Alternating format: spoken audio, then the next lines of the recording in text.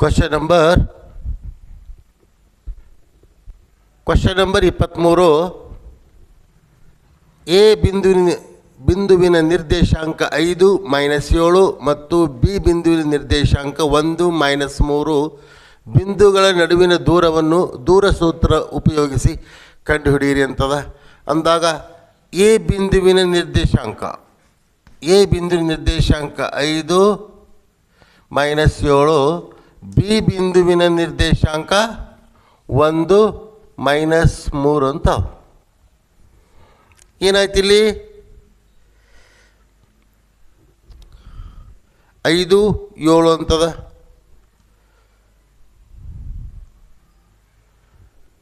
ಇದರಲ್ಲಿ x1 ಇದು x2 y1 y2 ಇಷ್ಟಾಯಿತು. ಅಂದಾಗ ಡಿ ಬಿಂದುವಿನ ನಿರ್ದೇಶಾಂಕವನ್ನು ಕಂಡುಹಿಡಿಯುವ ಸೂತ್ರವನ್ನು ಬರ್ಕೋಬೇಕು. x2 - x1 whole square plus y2 - y1 whole square equal to under root of x2 ಅಂದರೆ ಎಷ್ಟಾಗಿದೆ ಇಲ್ಲಿ? 1. x1 ಅಂದರೆ ಎಷ್ಟಾಗಿದೆ? 5 -5 ಪ್ಲಸ್ y2 ಅಂದರೆ ಎಷ್ಟಾಗಿದೆ ಇಲ್ಲಿ? -3. y1 ಅಂದರೆ ಎಷ್ಟಾಗಿದೆ ಇಲ್ಲಿ? -7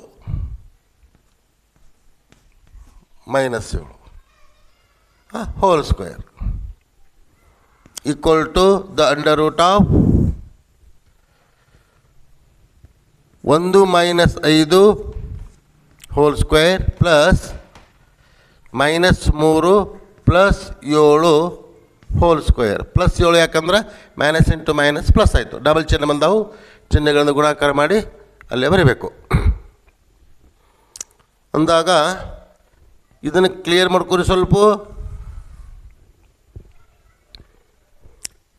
ಇಲ್ಲಿ ಒಂದರ ಹಿಂದಗಡೆ ಪ್ಲಸ್ ಅದ, ಪ್ಲಸ್ ಇಂಟು ಮೈನಸ್ ಮೈನಸ್ ಆಯಿತು. 5ರಲ್ಲಿ 1 ಕಳೆದ್ರೆ 4. ಯಾವ 4? -4 ಹೋಲ್ ಸ್ಕ್ವೇರ್ ಪ್ಲಸ್ ಇನ್ನು ಈ ಕಡೆ ಮೈನಸ್ ಇಂಟು ಪ್ಲಸ್ ಮೈನಸ್ ಆಯಿತು. 7ರಲ್ಲಿ 3 ಕಳೆದಾಗ 4 ಹೋಲ್ ಸ್ಕ್ವೇರ್.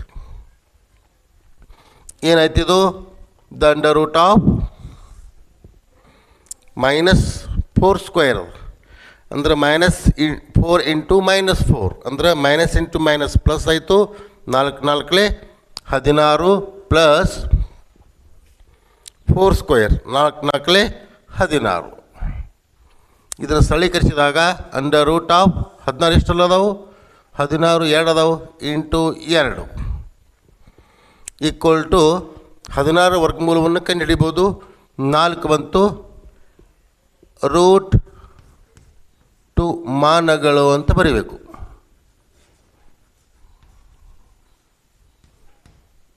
That's all.